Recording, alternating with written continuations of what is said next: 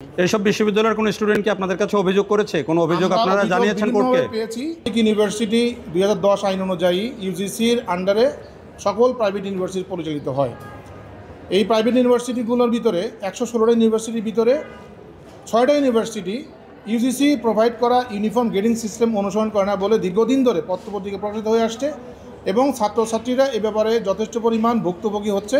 আমরা এটার কনসার্ন হওয়ার পরে আমরা মহামান্য উচ্চ আদালতে একটি রিট ফাইল দাখিল করি। এই 6টা ইউনিভার্সিটিগুলো হচ্ছে North University, American International University Bangladesh AIB, Independent University Bangladesh IUB, BRAC University, এরপর হচ্ছে হলো ইউআইইউ, আর হচ্ছে হলো ইউলা হচ্ছে United Liberal Arts of Bangladesh. 6টা ইউনিভার্সিটি ইউল্যাবস। এই 6টা ইউনিভার্সিটি তারা এই গ্রেডিং সিস্টেম অনুসরণ না করার কারণে স্টুডেন্টদের বিভিন্ন সমস্যার সম্মুখীন হতে হচ্ছে। যেমন আমাদের দেশের সকল সার্কুলার, জব সার্কুলার ক্ষেত্রে যখন গ্রেডিং সিস্টেম বলা হয় যে সমপরিমাণ বি বা কোনো একটা গ্রেডিং বলা হয়, এই 6টা ইউনিভার্সিটির গ্রেডিং সিস্টেম ভিন্ন হওয়ার কারণে তারা অ্যাপ্লিকেশন করতে পারে না। তারা এই নাম্বারিং ডিফারেন্ট হওয়ার কারণে, যেমন দেখা যায় ইউনিভার্সিটি 80%-এ বলা হয়েছে এ প্লাস। বাংলাদেশের পাবলিক এবং এই সকল প্রাইভেট ইউনিভার্সিটিগুলো, ন্যাশনাল ইউনিভার্সিটি এবং মাদ্রাসা পর্যন্ত এই সিস্টেম ফলো করে যে 80-তে প্লাস, 60-তে বি, এরকম ক্রমোলজি দেওয়া আছে। কিন্তু এই 6টা ইউনিভার্সিটি তারা অ্যাবভ 90, 93 এইরকম একটা গ্রেডিং সিস্টেম তারা তৈরি করেছে, যাতে স্টুডেন্টরা এই নাম্বার ডিফারেন্টের কারণে তারা বৈষম্যের শিকার হচ্ছে এবং যার কারণে তারা উচ্চশিক্ষার ক্ষেত্রে হোক, তারা ক্রেডিট ট্রান্সফার করার ক্ষেত্রে হোক, কিংবা এটা চাকরির ক্ষেত্রে কোনো জায়গায় যদি দরখাস্ত করতে হয়, তারা গ্রেডিংয়ের কারণে এইটা করতে পারছে না। আমরা এই বিষয়টা অনুধাবন করে সুপ্রিম কোর্টের 6 জন আইনজীবী আমরা একটা রিট ফাইল দায়ের করি। কোর্ট হচ্ছে মিস্টার শিকদার মোহাম্মদ রাজি এবং মিস্টার জাস্টিস রাজিউদ্দিন আহমেদের কোর্টে আমরা রিটটা দাখিল করি। এই দলিলের আজকে শুনানি অন্তে মহামান্য আদালত একটা রুল জারি করেছেন কেন এই বৈষম্য থাকবে, অর্থাৎ কেন ইউনিফর্ম গ্রেডিং সিস্টেম ফলো করা হচ্ছে না। পাশাপাশি ইউজিসিকে অর্থাৎ ইউনিভার্সিটি গ্র্যান্ট কমিশনকে 30 দিনের ভিতরে এই বিষয়ের উপরে রিপোর্ট দাখিল করার জন্য মহামান্য উচ্চ আদালত আদেশ দাখিল করেছেন, ডাইরেকশন দিয়েছেন। রুলটা দিয়েছে কেন, আমরা চেয়েছিলাম ইউনিফর্ম গ্রেডিং সিস্টেম ফলো করা হচ্ছে না কেন এই 6টা ইউনিভার্সিটি।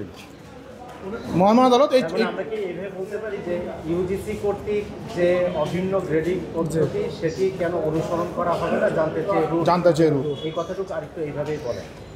মহামান্য উচ্চ আদালত এইভাবে রুল দিয়েছেন যে ইউনিভার্সিটির গ্রেডিং সিস্টেম প্রস্তাবিত ইউজিসি প্রস্তাবিত যে অভিন্ন গ্রেডিং পদ্ধতি কেন অনুসরণ করা হবে না এই বিষয়ে জানতে চেয়ে মহামান্য উচ্চ আদালত একটি রুল জারি করেছেন এবং 30 দিনের ভিতরে এই প্রতিবেদন ইউজিসিকে দাখিল করার জন্য ডাইরেকশন দিয়েছে। আপনারা কেন রিটটা করেছেন? আপনাদের রিটটা করার কারণ কি? আপনারা কারা? আমরা হচ্ছে সুপ্রিম কোর্টের আইনজীবী। আমরা এটা পিআইএল অর্থাৎ জনস্বার্থে এবং আমরা ফান্ডামেন্টাল ভায়োলেশন হওয়ার কারণে আমরা স্টুডেন্টদের পক্ষে, অর্থাৎ এই বৈষম্য হওয়ার কারণে আমরা সুপ্রিম কনস্টিটিউশন 102 আর্টিকেল অনুযায়ী আমরা এই ফাইলটা থাকি। এইসব বিশ্ববিদ্যালয়ের কোনো স্টুডেন্ট কি আপনাদের কাছে অভিযোগ করেছে? কোনো অভিযোগ আপনারা জানিয়েছেন কোর্টকে? পেয়েছি, বিভিন্নভাবে আমরা জানতে পেরেছি এবং পত্রপত্রিকায় নিউজ হয়েছে। আমরা পত্রপত্রিকাগুলো এখানে আমাদের রিটে দাখিল করেছি। আমাদের যে তাদের কোনো পার্টি করা হয়নি। আমরা স্ব-উদ্বোধনিত হয়ে পাবলিক ইন্টারলিটিগেশন ফোরামে এখানে আমরা না, আপনি এখানে বিবাদী করবেন না কাউকে? ইউনিভার্সিটিগুলোকে ইউনিভার্সিটি আমরা বিবাদী করেছি, 6টা ইউনিভার্সিটিকে আমরা বিবাদী করেছি। এখানে বিবাদী করেছি আমরা মিনিস্ট্রিকে, ইউজিসিকে বিবাদী করেছি, আর রেজিস্ট্রার সব ইউনিভার্সিটি রেজিস্ট্রারকে বিবাদী করেছি। আমরা ইউজিসিকে নোটিশ পাঠিয়েছিলাম, ইউজিসিকে আমরা রিগার্ডে নোটিশ পাঠিয়েছিলাম আগস্টের 28 তারিখ। আমরা যতটুকু জানি, আমাদের কোনো রিপ্লাই দেয় না। আমরা যতটুকু জানি বাংলাদেশে আপনি যে কয়টা ইউনিভার্সিটির কথা বললেন, মানের দিক দিয়ে প্রাইভেট ইউনিভার্সিটিগুলোর মধ্যে এগুলো প্রায় শীর্ষে। তো সেই ইউনিভার্সিটিগুলো সম্পর্কে এই অভিযোগ, এটি কি তাদের সাথে কোনো আলোচনা হয়েছে? তাদেরকে কোনোভাবে আপনারা কমিউনিকেট করেছেন? আমাদের পক্ষ থেকে আমরা ইনফর্ম হয়েছি যে তারা এই বিষয়টি আমলে গ্রহণ করছে না এবং পত্রপত্রিকায় নিউজ হয়েছে, ফার্দার নিউজ হয়েছে, আপনাদের পত্রিকাতে নিউজ হয়েছে। আপনারা দেখেন যে এই ইউনিভার্সিটি গ্র্যান্ট কমিশন ইউজিসি বারবার তারা আমাদেরকে পত্রপত্রিকার মাধ্যমে জানতে পেরেছে, তারা বারবার তাদেরকে বলছে, নোটিশ করছে, তারা মানছে না।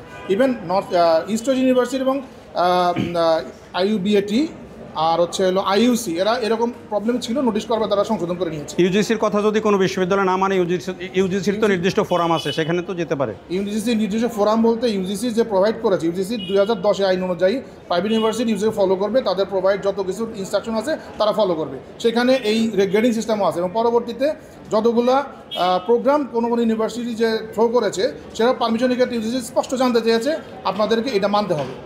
এবং এই ইউজিসি ওই 6টা বিশ্ববিদ্যালয়কে মানাবে, এটার কোনো আইনি বাধ্যবাধকতা আছে কিনা, যদি থাকে সেটা কেন অ্যাপ্লাই করছে? আমরাও সেটা জানতে চাই কেন অ্যাপ্লাই করছে না।